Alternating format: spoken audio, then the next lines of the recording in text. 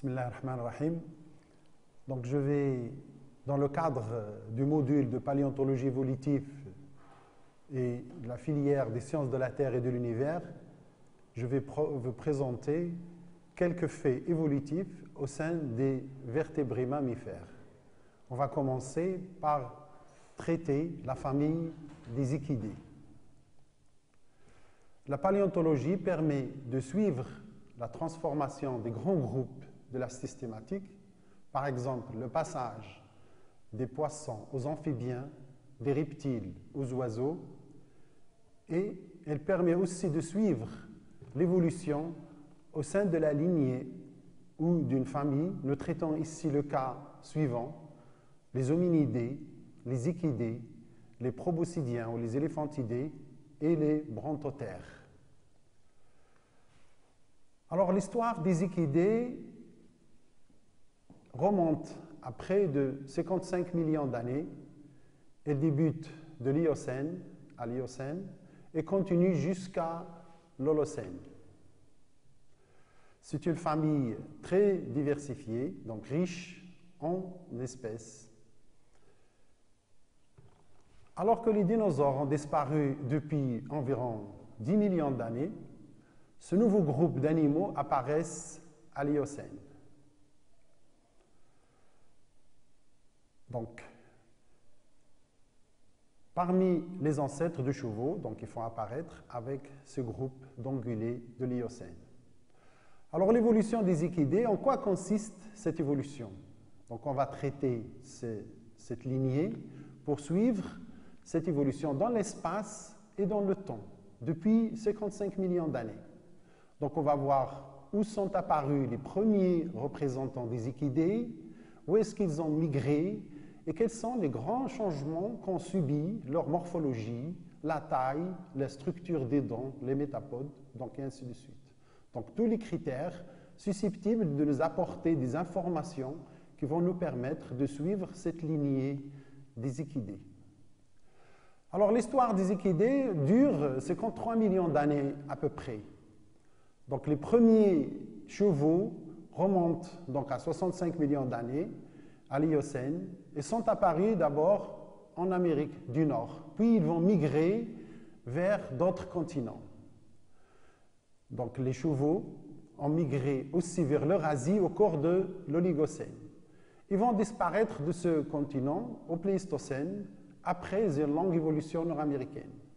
Après, ils vont apparaître aussi en Afrique au Miocène et au Miocène supérieur, et ensuite ils vont regagner l'Amérique du Sud. Alors l'adaptation du climat au cours de l'Oligocène, la régression des forêts contraint l'ensemble des équidés à gagner des prairies. Donc au début, nous avons un milieu forestier dans lequel évoluent ces équidés, et au fur et à mesure qu'on remonte dans le temps, donc au Miocène, l'assèchement de ce milieu et devient une prairie. Alors ces animaux sont contraints de s'adapter. Donc on va suivre ces adaptations. Donc soit ils sont contraints de s'adapter et d'utiliser des moyens d'adaptation, ou bien ils vont disparaître. Alors les chevaux sont des périssodactyles. Alors quelques définitions obligent, c'est que ce sont des animaux dont le nombre de doigts est impair. Un nombre de doigts fonctionnel est impair, donc c'est-à-dire 3 ou 5 ou 2 ou 1. Et les anciens chevaux, ils étaient périssodactyles. Les chevaux actuels sont des périssodactyles. Par contre, leurs ancêtres, ils étaient des artiodactyles. Un des changements importants donc, réside de ces changements de l'artiodactylie vers la périssodactylie. Alors l'artiodactyle, c'est le nombre de doigts fonctionnels est pair, donc l'axe des membres passe par le doigt 2 et 4. Et l'ancêtre des équidés, Lioepus, il avait 4 doigts fonctionnels. Alors l'adaptation du climat. Donc l'histoire des chevaux, comme on vient de dire, est intimement liée au changement climatique. Au cours de l'Oligocène, donc environ 30 millions d'années, la régression des forêts contraint l'ensemble des équidés à gagner les prairies. Donc ici, au début, nous avons une forêt qui est très dense et auquel évoluaient les premiers équidés, c'était des mangeurs de feuilles, avec des dents adaptées à ce régime alimentaire. Mais après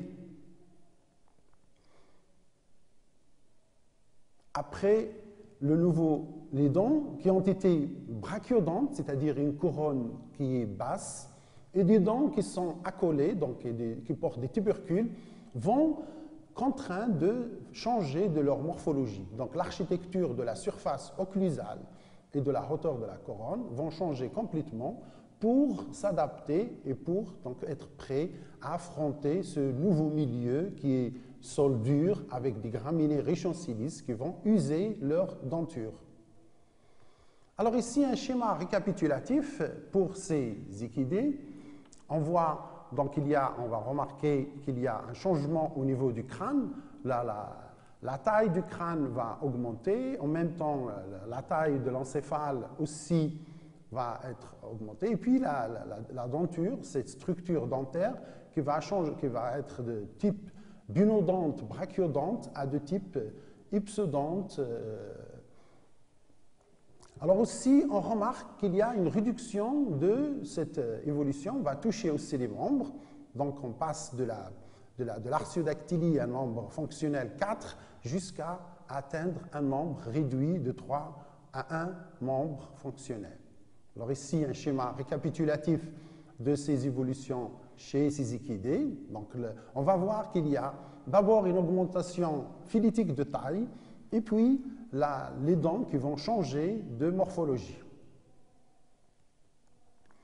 Alors l'évolution des équidés, famille des mammifères artiodactyles, on a dit, et puis ils avaient 5 doigts, 4 doigts, et terminent par la seule espèce actuelle, c'est le genre Equus, avec un seul doigt opérationnel.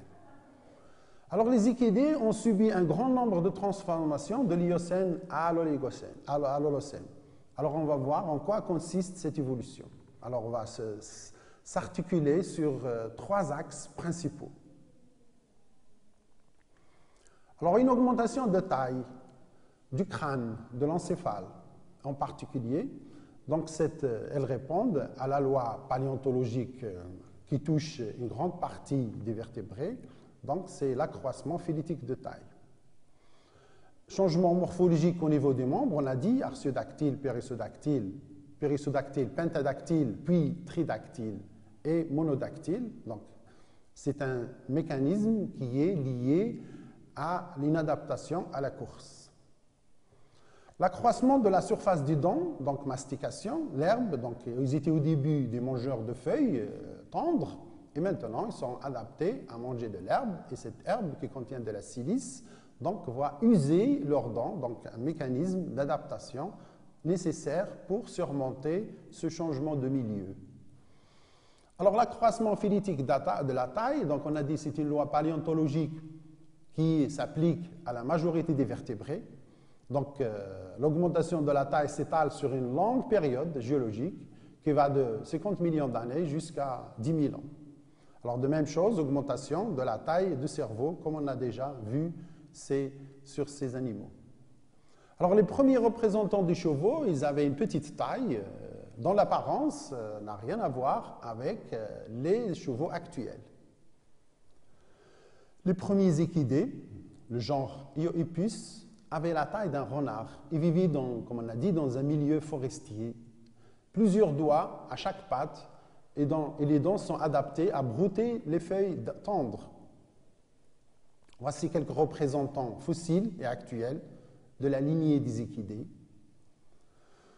Alors, réduction du nombre de doigts. Un autre caractère qui va toucher par l'évolution, c'est la dominance du doigt 3 qui s'accompagne par une réduction des doigts latéraux. Donc, l'évolution du membre du cheval, depuis le tertiaire, c'est le renforcement progressif de l'un des os centraux, le 3, et régression ou bien disparition des autres doigts. Donc cette réduction, elle ne s'opère pas de la même manière chez la patte antérieure ou chez la patte postérieure. Donc chez la patte postérieure, elle est plus rapide, que la patte antérieure. Ceci explique chez les 3 doigts postérieurs et 4 doigts de la partie de la patte antérieure chez le tapir ou bien chez le brontotère qu'on va voir et chez l'Eohippus. Alors l'hypsodontie. Alors en quoi consiste cette hypsodontie? Chez les périssodactyles, il y a l'apparition d'un caractère particulier. C'est l'augmentation de la hauteur de la couronne dentaire. Donc on avait vu que chez les équidés primitifs, ils avaient une couronne courte parce qu'ils n'avaient pas besoin d'avoir une couronne haute pour l'abrasion et pour user cette hauteur. Donc ils mangeaient des feuilles tendres, donc ils n'avaient pas besoin d'une... à l'instar, par exemple, chez nous, nous avons une couronne qui est courte et certaines autres espèces dépendent donc de la milieu de vie de ces animaux. Donc là, on va suivre qu'il y a l'apparition de cette hypsodontie qui va consister à l'augmentation de la hauteur de la couronne dans un but bien précis, c'est de pouvoir s'adapter à des changements de milieu. Alors on remarque ici qu'on avait des dents qui sont à hauteur courte et au fur et à mesure qu'on remonte dans le temps, on a cet accroissement de la hauteur de la couronne dans un but bien dit, c'est de s'adapter à ce nouveau milieu qui est milieu dur, riche en herbacées et qui contient de la silice et qui vont user cette dent. Alors on a des dents de type bunodonte, brachiodonte, et on atteint des dents qui sont de type hypsodonte. La hauteur de la couronne va s'accroître.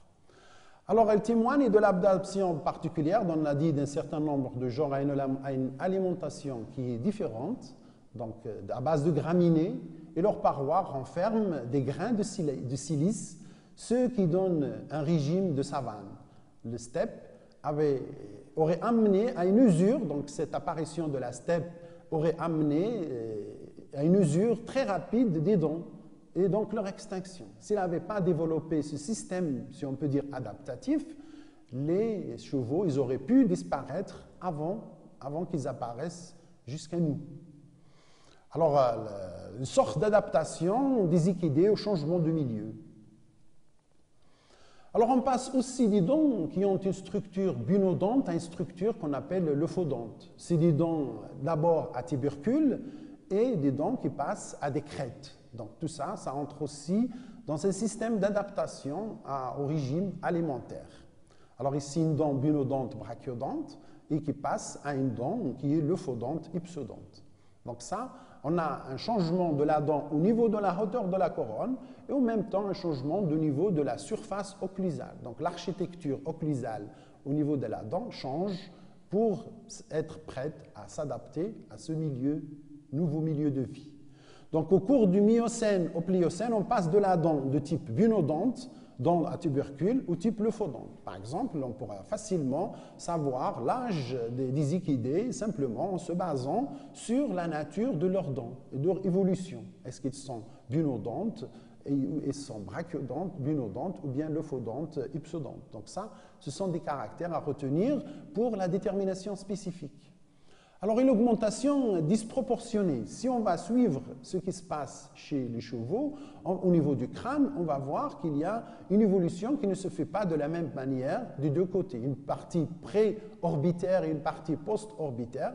Donc, une augmentation de la partie pré-orbitaire et qui a formation d'un museau. Donc là, il y a cette disproportion au niveau de l'augmentation du crâne. Donc ici, nous avons par exemple les chevaux les plus anciens. Donc on regarde cette évolution qui se fait. Donc si on regarde cette partie au niveau de l'orbite, on voit bien qu'il y a linéaire ici, donc constante cette partie. Alors si on regarde la partie préorbitaire, nous avons une partie disproportionnée. Alors comment nous pouvons expliquer ça? Ça, on explique simplement par le fait qu'il y avait une augmentation des dents au niveau de la hauteur et au niveau de la surface. Alors, ces dents, ils ont besoin d'un espace pour être logés. Alors, pour être logés, donc, la face va créer un museau qui va donc s'élargir vers l'avant. Donc, d'où cette disproportion au niveau du crâne d'un équidé. Alors en récapitulatif, donc on voit que les principaux caractères qu'on a dit, c'est une augmentation de la taille au niveau du crâne, et une augmentation au niveau, donc concerne l'encéphale, et en même temps le changement morphologique au niveau de la dent, donc des dents, et une réduction du niveau des membres.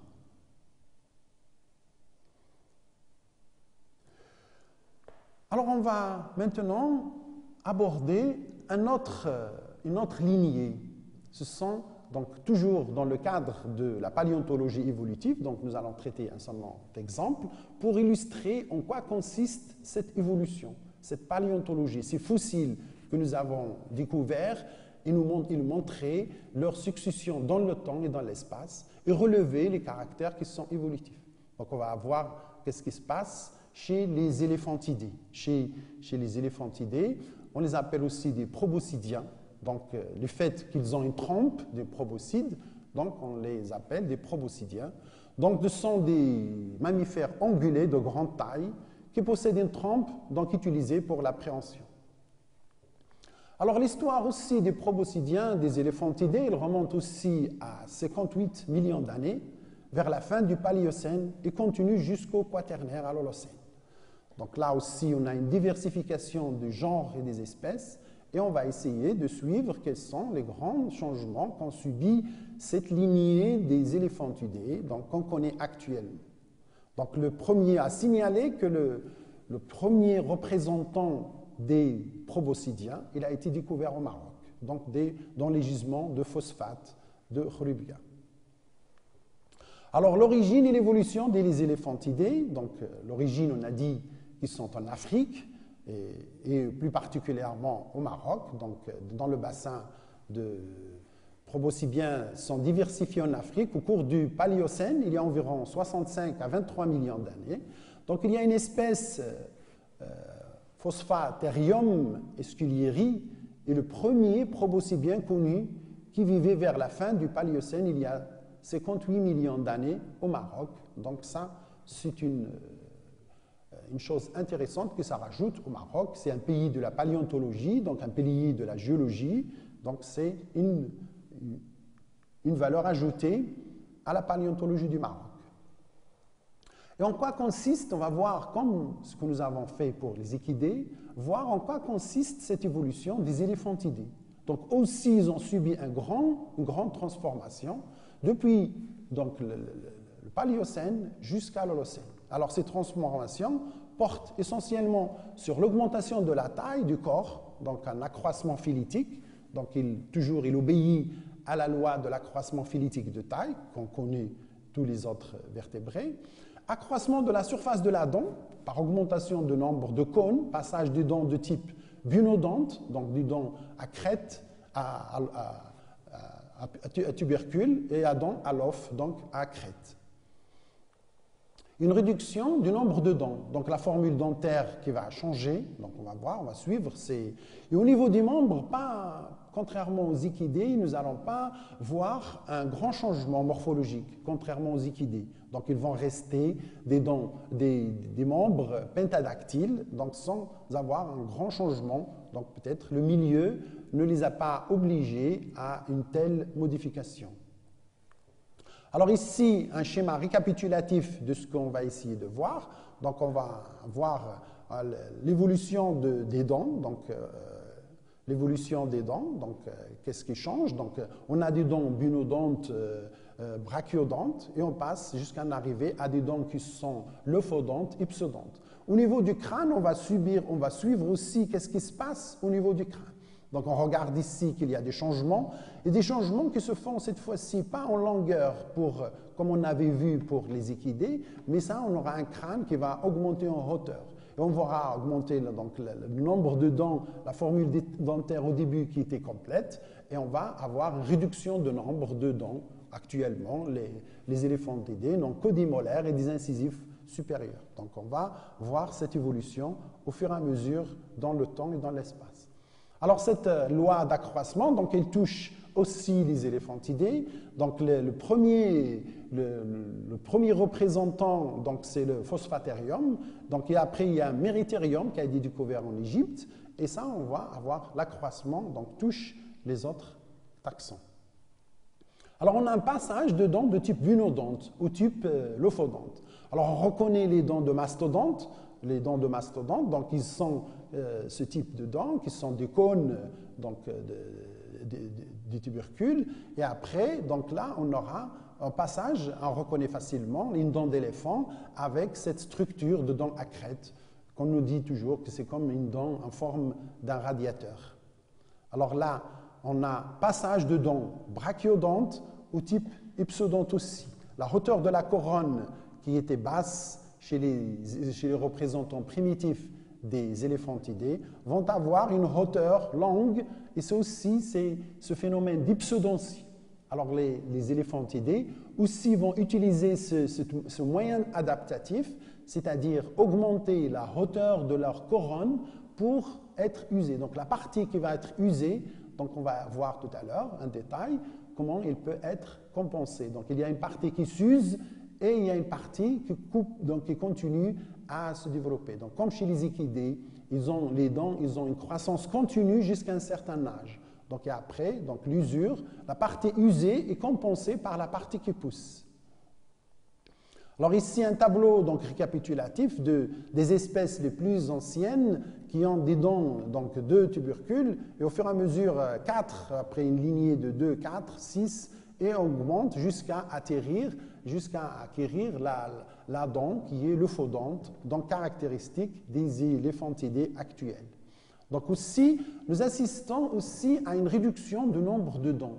Donc ici, nous avons une formule dentaire qui est complète. Donc complète, on dit une formule complète, c'est on a des incisifs, des canines, des prémolaires et des molaires. Donc on l'établit par un rapport, donc c'est une fraction. Donc on a par exemple chez les éléphantidés primitifs, on a 3 incisifs, une canine, 3 prémolaires et 3 molaires au niveau supérieur. Alors les espèces actuelles, donc nous avons une réduction, donc ça, ce nombre la réduit simplement à des incisifs au niveau supérieur, disparition des canines, disparition des prémolaires et simplement demeurent les molaires actuellement. Donc pour l'évolution de ces proboscidiens, donc au Paléocène, on a dit, le plus ancien représentant, on insiste, des probosciens semble être le Phosphaterium, découvert dans les terrains paléocènes du bassin d'Ouled Abdoun, donc les phosphates de Khribga. Donc ça, c'est une chose importante à signaler. Alors il y a un autre, le deuxième représentant, il a été découvert en Égypte, donc le fameux gisement du Fayoum, dans lequel on a des strates et des couches qui nous permettent de suivre l'évolution de ces éléphantidés. Donc là, à l'Éocène, après, ce gisement de Fayoum nous a livré le Mériterium, donc un des plus anciens représentants de la famille des éléphantidés. Le Mériterium, donc il a la taille petite, la taille d'un porc, un crâne allongé et ayant une denture complète, donc les incisifs, les canines et les prémolaires. Donc les incisifs sont de forte taille, les molaires possèdent 4 tubercules au début, donc on va suivre aussi le nombre de tubercules au fur et à mesure, donc c'est ça qui va changer la morphologie et la nature de la surface occlusale chez les éléphantidés. C'est ce nombre de tubercules qui va augmenter et qui vont après se transformer donc, en dents, au début bunodontes, brachiodontes, jusqu'aux dents lophodontes, hypsodontes. Donc à l'Oligocène inférieur, on a un autre représentant, c'est le Phyoma. Alors là, on aura aussi qu'est-ce qui se passe chez cette nouvelle espèce, c'est que le nombre de tubercules va augmenter, donc il y a l'aspect, donc la trompe qui apparaît, et en même temps, on a les incisifs qui prennent déjà l'aspect de défense, qui n'était pas présent chez le Mériterium.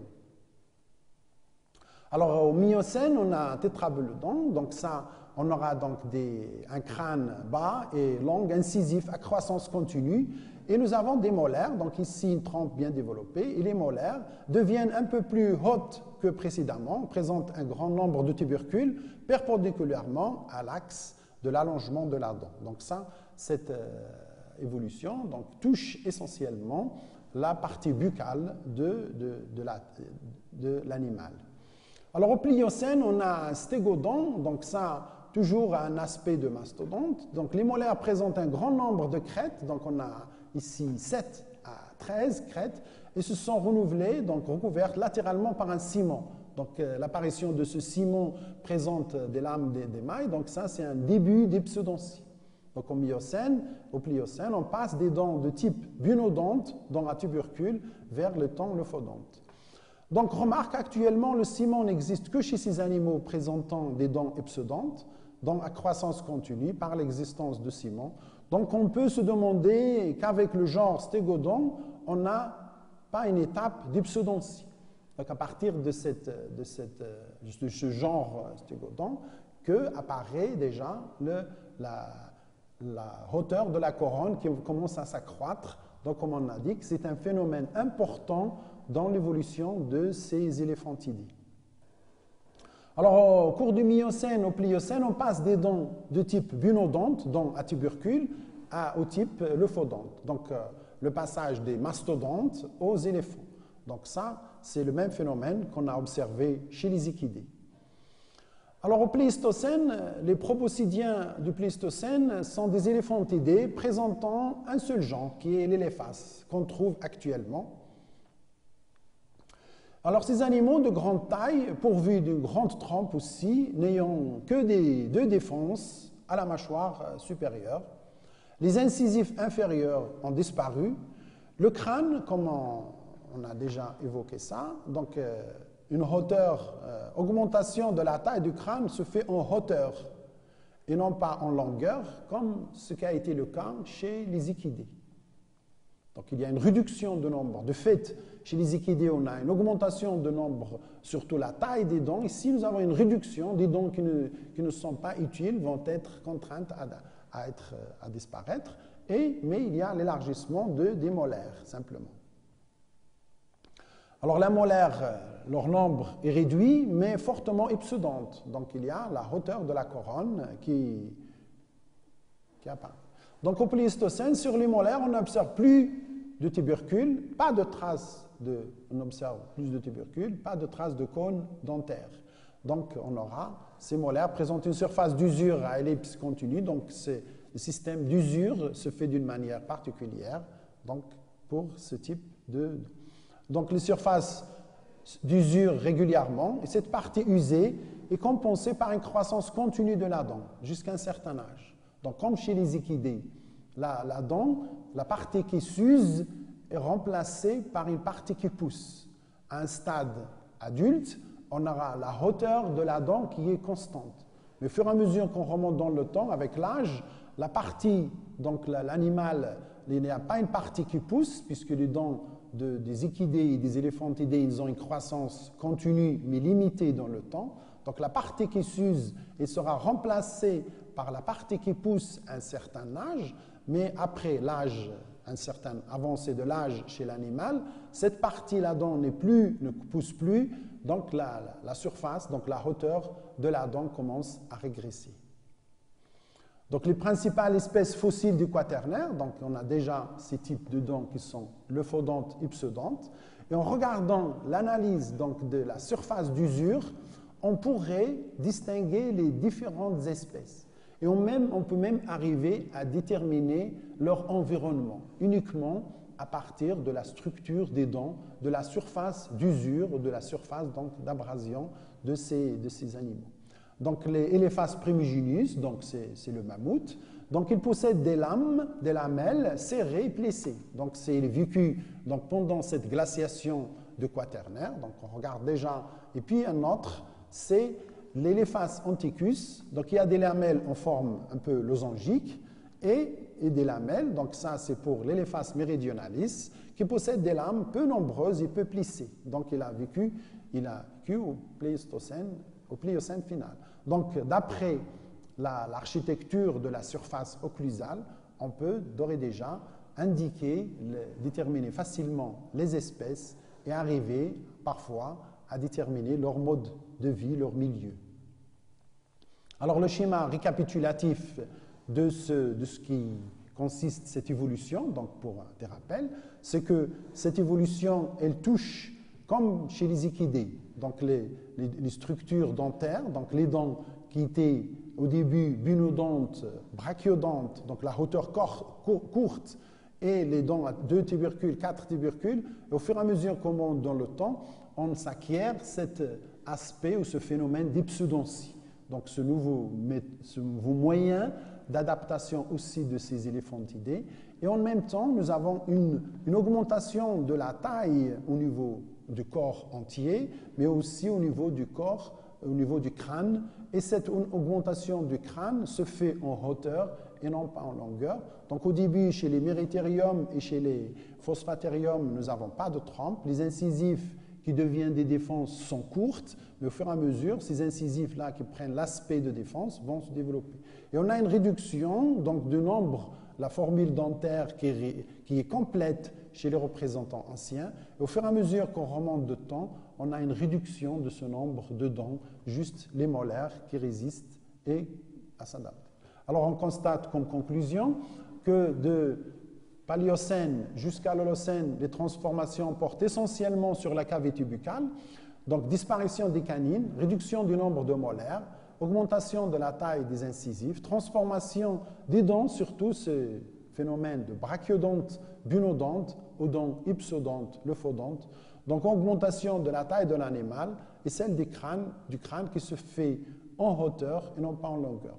Donc le reste du squelette, il n'a pas pu être modifié vu les circonstances du milieu, donc il reste robuste et typiquement pentadactyle. Alors nous abordons un autre exemple, et après, donc ce sont les titanothériens, donc ces brontotères. Alors ces animaux aussi qui apparaissent à l'Éocène, donc c'est des grandes tailles, donc c'est les brontotères parmi les ongulés de l'Éocène. Donc ici, nous avons un brontotère, donc un squelette de ce brontotère. Donc on aura le doigt 3 est relativement plus grand que les autres. Nous avons ce phénomène-là qui a 4 doigts au niveau de la patte antérieure et simplement 3 doigts au niveau, donc c'est un périssodactyle. Et là, on a vu que la réduction du nombre de doigts touche d'abord les membres postérieurs avant d'atteindre les membres antérieurs.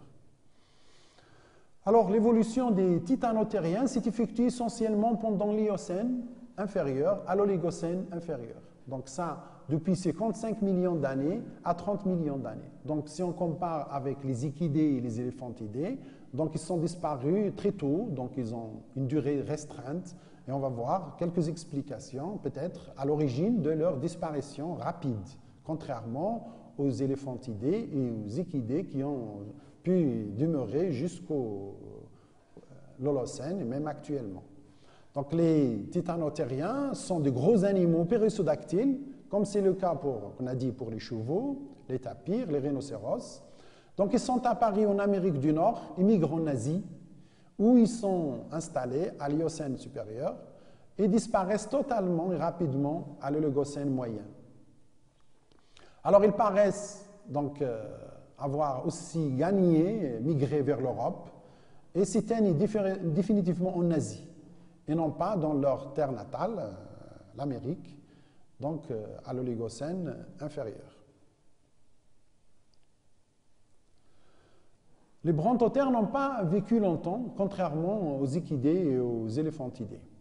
Alors, en quoi consiste, comme pour les autres groupes, on va essayer de voir et de comparer ces transformations. Donc, en quoi consistent ces transformations chez les brontotères? Alors, une augmentation de taille régulière, donc ça touche la plupart des vertébrés, donc accroissement général de la taille, la loi de l'accroissement, la loi paléontologique de l'accroissement phylitique de taille. Alors le développement de protubérances osseuses, donc sur la face, et parfois le raccourcissement de la face. Et la dentition ne semble pas avoir subi toutes les modifications nécessaires pour un grand accroissement de taille. Donc on aura la taille qui augmente, mais le système dentaire n'est resté pas adapté ou bien synchronisé pour cette modification. Et peut-être les spécialistes cette désharmonie, peut-être, c'est à l'origine de leur disparition rapide. Alors ici, on aura les espèces les plus anciennes sont de petite taille, et au fur et à mesure qu'on remonte dans le temps, on aura des espèces qui sont géantes. Alors ici aussi, l'accroissement, donc une autre transformation, c'est le développement des protubérances osseuses sur la face. Donc, une sorte de cornes qui apparaissent, bifides, qui apparaissent chez ce type de brontotère. Alors, cette série de croissance, comme on a dit, donc développement progressif des cornes nasales. Donc, les premiers représentants n'en possèdent pas, mais au fur et à mesure, donc, on aura donc, une petite bosse, et après, donc, les bosses se transforment en deux cornes bifides nasales. Donc, c'est une des changements donc, au niveau de ces transformations chez les titanothériens. Alors, les molaires, donc, ce sont typiquement binolophodontes, donc avec des tubercules et des crêtes. Ils sont brachiodontes, donc ils ont une couronne basse, vu qu'ils n'avaient pas besoin de ces changements, donc il n'est pas apte à modification de sa structure dentaire, comme on a vu chez les équidés et chez les éléphantidés. Donc il y a apparition de l'hypsodontie, donc cette augmentation de la hauteur de la couronne, qui pour affronter les nouveaux changements de milieu. Alors chez les brontotères, ce système-là est absent, et d'après les spécialistes, peut-être c'est à l'origine de sa disparition rapide donc, de ces brontotères. Alors l'accroissement de la surface de mastication et la résistance à l'usure sont loin d'être ceux que l'on observe chez les équidés, qui n'atteignent cependant pas la taille de brontotère. Donc c'est peut-être ce mécanisme d'adaptation de l'hypsodontie, la transformation au niveau de la surface occlusale et de la couronne de la dent, peut-être qui est à l'origine de leur extinction, mais reste à vérifier. Alors cette dysharmonie n'est peut-être pas étrange à leur extinction rapide, comme on a dit. Alors au niveau du crâne, on observe les modifications suivantes. Alors en ce qui concerne la tête, on a un allongement qui ne se fait pas d'une façon égale, donc on regarde comme ce qu'on avait fait chez les équidés. Au niveau du crâne, donc on aura une partie, si on regarde cette partie-là, il a une croissance qui est constante. Contrairement à, ça c'est la partie préorbitale, et ça c'est la partie postorbitaire. Donc on peut voir cette différence. Donc au niveau de la partie postorbitaire, nous avons ici une partie qui s'allonge d'une manière différente que la partie préorbitaire. Alors la portion postorbitaire a été divisée en deux segments, une antérieure à l'œil, la ligne d'insertion du pavillon auditif, un postérieur de la ligne d'insertion donc au niveau de la partie postérieure du crâne. Alors les deux portions, on évolue d'une façon inégale, comme on vient de le signaler. Cette série de croissance s'accompagne, donc comme on a déjà mentionné, s'accompagne de l'apparition progressive de ces cornes, donc se développe sur le museau. Donc on n'a pas un museau aussi développé que chez les équidés. Le premier représentant de cette espèce, donc là, n'avait pas ce tubercule, donc des cornes. Alors si on dresse un tableau de comparaison au niveau du crâne des équidés et ceux des titanothériens, donc on peut voir, comme ce que nous avons dit chez les équidés, on aura une augmentation donc, de la longueur du crâne, une augmentation du crâne en longueur et au museau. Donc vu l'augmentation de la taille des dents et vu leur hauteur, les dents ils ont besoin d'un espace large pour être occupés, donc ils l'ont trouvé dans l'élargissement du museau. Alors ce qui n'est pas le cas chez les titanothériens, nous avons dit, vu que leurs dents n'ont pas pu développer, s'adapter à un grand changement au niveau de la hauteur de la couronne ni de la surface de mastication, alors cette surface-là est restée constante. Donc ça, en ce qui concerne ces... Et je vous remercie pour votre attention. Donc je tiens aussi à rappeler que la participation des étudiants au cours de nos recherches sur le terrain, donc elle est précieuse. Donc c'est eux qui participent à ces fouilles, dégagent les fossiles, et donc surtout donc, les étudiants qui sont inscrits en licence, dernière année de licence, en master et en doctorat. Donc encore une fois, merci de votre attention.